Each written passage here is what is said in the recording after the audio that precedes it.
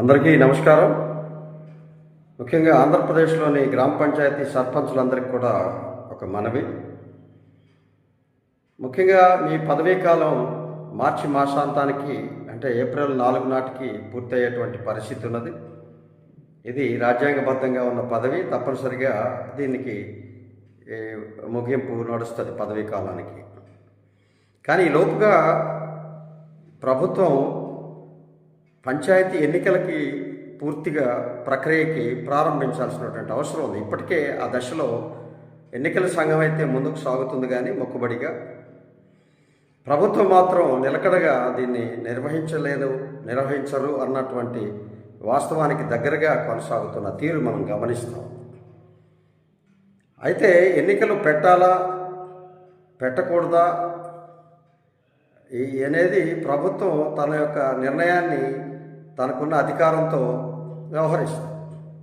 గత ప్రభుత్వాలు చూసాం, ఇష్టమైతే పెట్టారు, ఇష్టం కాకపోతే పెట్టలేదు. ఎప్పుడు కూడా ఈ గ్రామ పంచాయతీ వ్యవస్థకి, స్థానిక సంస్థలకి ఈ రాష్ట్ర ప్రభుత్వాల శాపం ఏంటంటే సకాలంలో ఎన్నికలు పెట్టరు.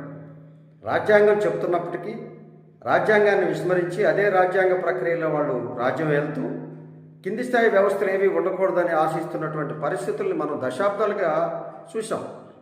మరింతగా ఈ చంద్రబాబు గారి హయాంలో చూస్తూ ఉన్నాం, గతంలో కూడా. ఇప్పుడు కూడా అదే ఉద్దేశంతో ఆయన వ్యవహరిస్తున్న తీరు చూస్తూ ఉంటే ఇప్పటికీ ఎన్నికలు నిర్వహించాలన్న భావన కలుగుతూ ఉంటుంది. కాబట్టి సరే, అది ఆయన ఇష్టం. సరే, తర్వాత ఆయనకు ఉండేటువంటి ప్రజల అభిప్రాయం, ప్రజలు ఆయనకు ఏ విధంగా దీని గుండా వ్యవహరిస్తారనేది మనం చూద్దాం, తర్వాత అంశం.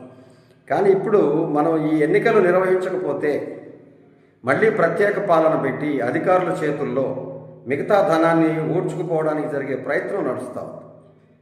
వారి ఇష్టారాజ్యంగా గ్రామ పంచాయతీలు గతంలో కూడా 2018లో ఆయన హయాంలో ఇట్నే పెట్టకుండా వాయిదా వేసి 2 సంవత్సరాలు ప్రత్యేక పాలనలో గ్రామ పంచాయతీలు విలువెల్లాడిపోయాయి. అభివృద్ధి లేకుండా నిధులన్నీ దోచుకుపోయారు ఆ అధికారులు. మళ్ళీ ఈ అధికారుల సలహాతో, ఎమ్మెల్యేల సలహాతో ఈ చంద్రబాబు నాయుడు ప్రభుత్వం, మరలా ఈ కూటమి ప్రభుత్వం, ఈ యొక్క పవన్ కళ్యాణ్ గారి నేతృత్వంలో మళ్ళీ వాయిదా పడేటువంటి పరిస్థితి తప్పనిసరిగా కనపడతాం. కాబట్టి మన అప్పీల్ ఏంటంటే, గతంలో కూడా 2018లో మీరు ఎన్నికలు నిర్వహించకపోతే పర్సనల్ ఇన్ఛార్జీలుగా వాళ్ళు ఉంచుండా అని చెప్పి లబోదిబోమంటూ చంద్రబాబుని, ఆనాటి పంచాయతీరాజ్ శాఖ మంత్రి మన లోకేష్ గారిని మేము కలవడం జరిగింది, అడగడం జరిగింది. కానీ ససేమిరా ఒప్పుకోమన్న పరిస్థితి ఆ రోజు కనపడింది.